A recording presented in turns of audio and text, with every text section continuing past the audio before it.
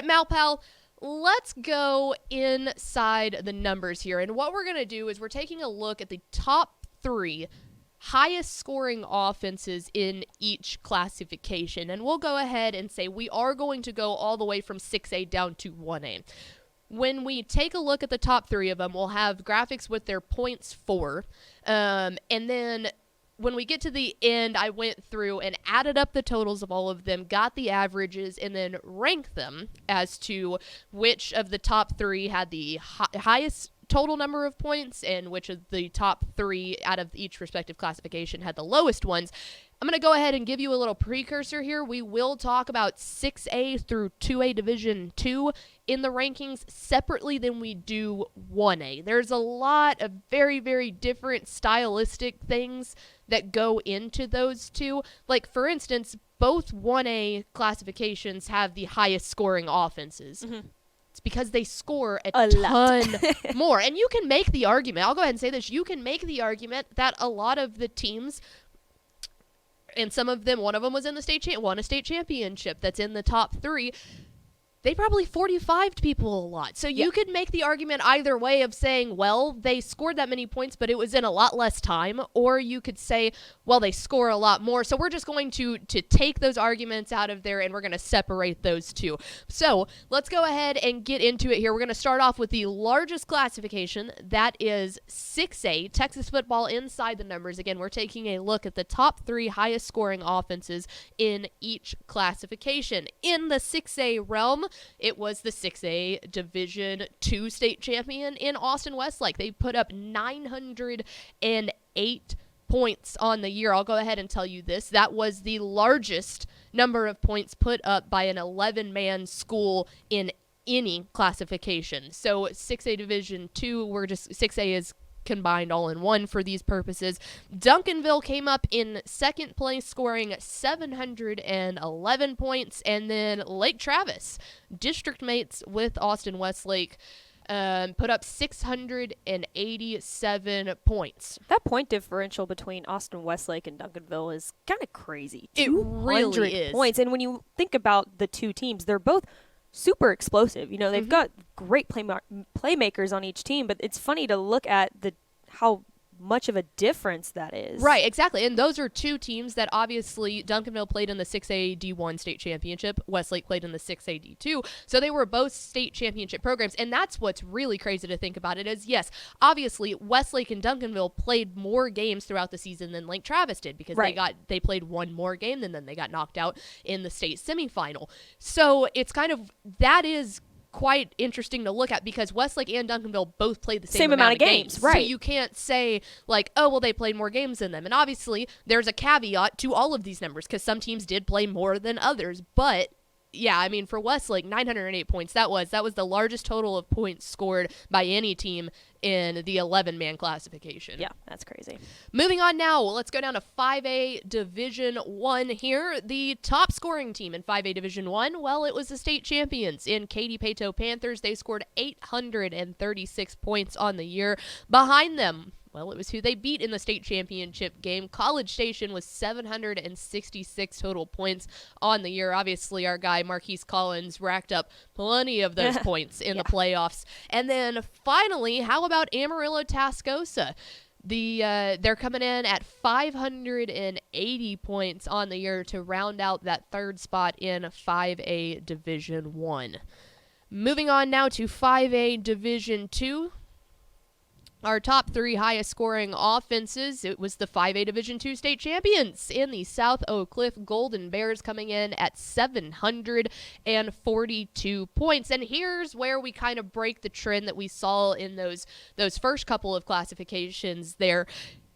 You might be thinking, oh, yeah, well, clearly the state champions and the runner-up are going to have more points than everyone. No, actually, that's not the case.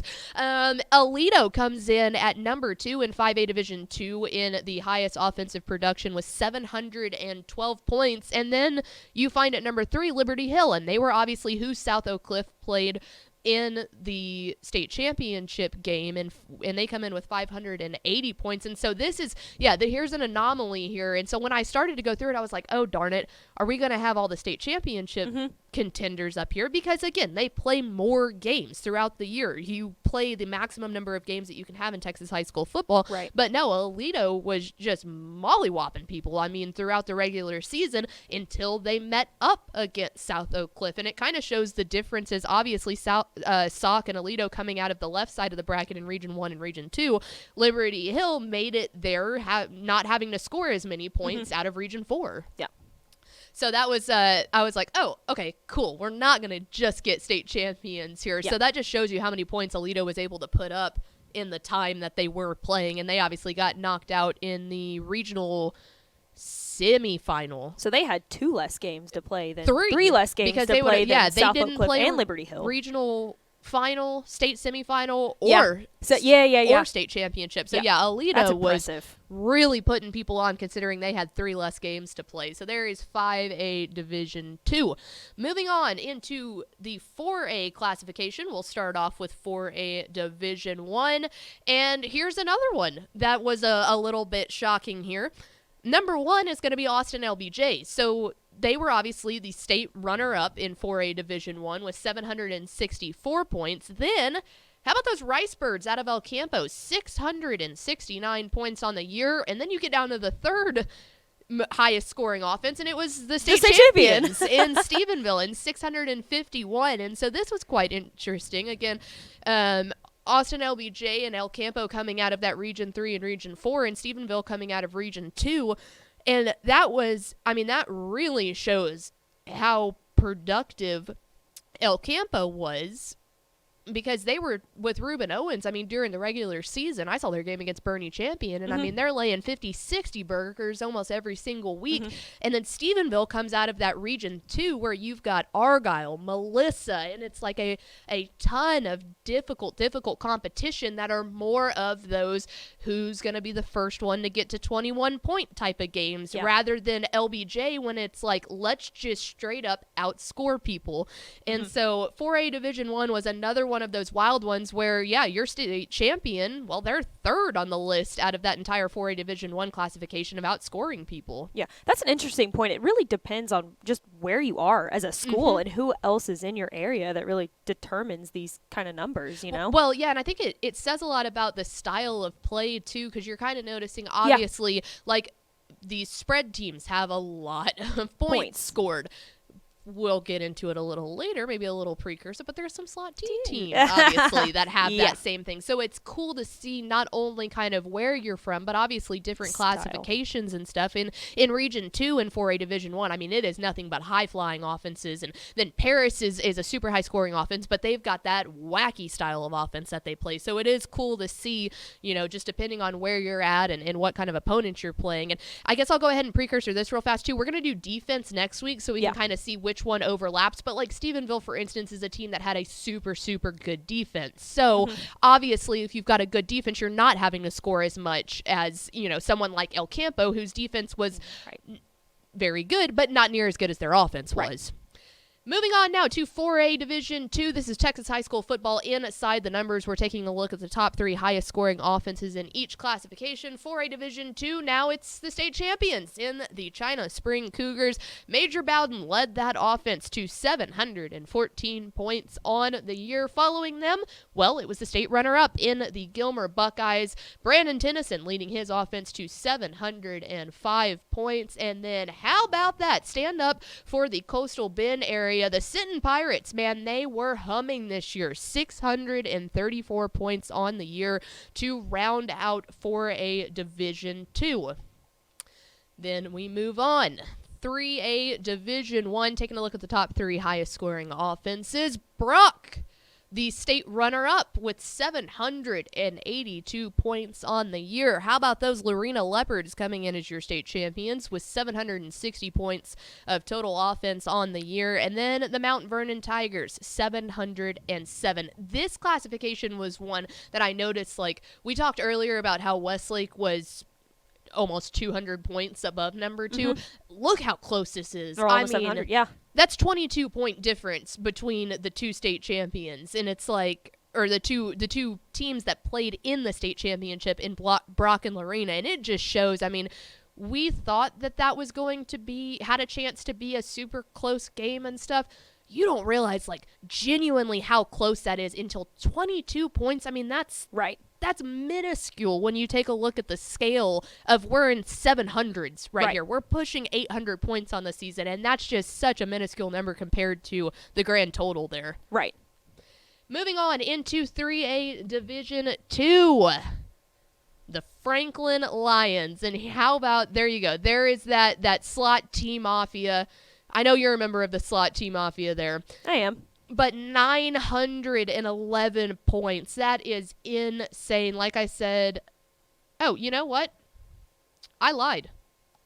I definitely lied. Franklin was the highest scoring offense out of any 11-man classification. Yeah, That's right. I forgot to look at that. That makes sense, though. I mean, Yeah, put up a because lot they of were, them. but that's what's crazy. 3 points more, a field goal more than Westlake, because Westlake came in at 908. That's correct. Okay, Westlake came in at 908. I apologize for what I said earlier.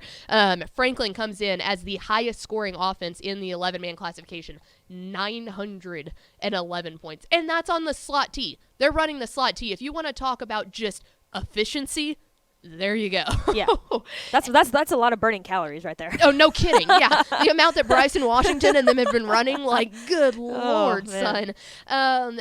And then 100 points shy of them, Gunner coming in with 811 points. And then a team that played Franklin in the state semifinal game, which you and I were both at, Wascom coming in at 780 points. And so this is one of the classifications where obviously the point spread was much greater than the 22-point spread that we saw in 3A Division 1. Right. But yeah, Franklin coming in as the highest scoring offense in Texas high school football this season, 911 points. Wild. That is wild. And it kind of, like, between those two classifications, too, it's a big, you can see the different styles of play, too, just from 3A Division 1 to 3A Division 2, just to your point. Absolutely, yeah, because the top team in 3A Division 1 was Brock, 382, and so they only had 2 extra points than the third-ranked team in 3A Division 2. So that's just, it's mind-blowing to really look at, honestly, because I feel like you don't always think about that kind of stuff. No, you know? Absolutely not. All right, moving down into our 2A classification, 2A Division 1, and I'll get into this a little bit more in a minute, but Refugio comes in at number 1, 822 points on the year. The state champions in Shiner, 764. And then the Timpson Bears, which were state semifinalists who played Shiner, 691. You and I talked about this before we got in here. This was mind-boggling to me, because I literally had to check our spreadsheet, our database, multiple times to make sure that Shiner was correct, because we watched Shiner all year long just go out there and blow people out of the water. 764 points. That's a lot of points on the year. Refugio, 822 points on the year. Keep in mind, guys, Shiner played 2 more games than Refugio did, because they knocked them out in the regional final round. So, I mean, if that doesn't say what Refugio was doing to teams all year long, to have that large of a gap at 822 to Shiner's 764 when they played 2 more games, one of which being the Timpson game, the other of which being the Holly game in the state championship, where they put up a really good amount of points. And so it's like, we always go back and forth on our rankings. Who's number 1, Refugio or Shiner, Refugio or Shiner? And Refugio was our number 1 team throughout the entire year into our final season rankings, until Shiner obviously knocked him out in the regional final. And it's like, well, you want to see why they were our number 1 team? Some people were kind of busting us about that. Shiner should have been number 1. Shiner should have. Look at that point differential. I mean, that's a lot, guys. That's a lot. So Refugio comes in at 2A Division 1, our top team there, scoring 822 points. All right, 2A Division 2, now our smallest 11-man classification, Mart, coming in with 779 total points. Then you move down to second place, and it was Stratford, the state champions there, in 707. And then Albany, the Lions, Coach Denny Faith led his team to score 674 points. So, yes, obviously Mart got knocked out, but no stretch of scoring points on Coach Kevin Hoffman's squad there. No. Now, Malpal, finally we get down to our 6-man classification, and yes, both of these have scored more total points than any of the 11-man classifications, but that's to be expected. The number 1 team in 1A Division 1, well, it was the May Tigers with 1,001 points on the year. Then you go down to number 2, Spur at 813, and then how about those Rankin Red Devils at 797? Moving on now to the smallest classification in UIL football, 1A Division 2. It was the Strawn Greyhounds, and yes, they were the most out of any Texas high school football team, 1,083 points on the year, but like I said, we did split up. They were the most out of 6-man football, the most out of 11-man football was the Franklin Lions in 3A Division 1, 3A Division 2 rather. I really think it's more impressive that when you look at numbers like these, Strawn putting up that much, and, you know, they've been such a dominant team all year, and the fact that they've even 45 people at some point, that and they can still put up that, I think that says a lot, too. Yeah. And I think that's more impressive, if you ask me. Yeah, no, I mean, you're absolutely right. Motley County rounds it out second place there, 936, and then Richland Springs with 813. And so there you go. There's a look at our Texas high school football Inside the Numbers top 3 highest scoring offenses. I did go through and rank them all. I'll just tell you the highest scoring classification out of 11-man ball was 3A Division 2. They had 2,502 total points out of their top 3. That averages out to 834 points between the top 3 and 3A Division 2. I mean, that is just wild. Again, Franklin, Gunner, and Wascom, we talked about that. Franklin was obviously number 1 out of the 11-man classification. Rounding out the bottom was 4A Division 2. They had the least total number of points scored out of their top 3 with 2,053. That, again, was China Spring, Gilmer, and Sinton. Just a lot of hard-hitting football in 4A Division 2, obviously. And then their average was 684.3. For the 6-man ball, 1A Division 2 ranked highest with 2,832 total points out of those top 3, and 1A Division 1 had 2,611. If you want to see where the other classifications fell, so like we said, 3A Division 2 is at the top, 4A Division 2 at the bottom, then obviously the 6-mans we put into a different category. If you want to see that full list of rankings for where your classification stood, I will be uploading an actual Inside the Numbers article that will list all of these numbers again, including that full rankings on TexasFootball.com after the show ends. So go ahead and you can check that out. But there we go.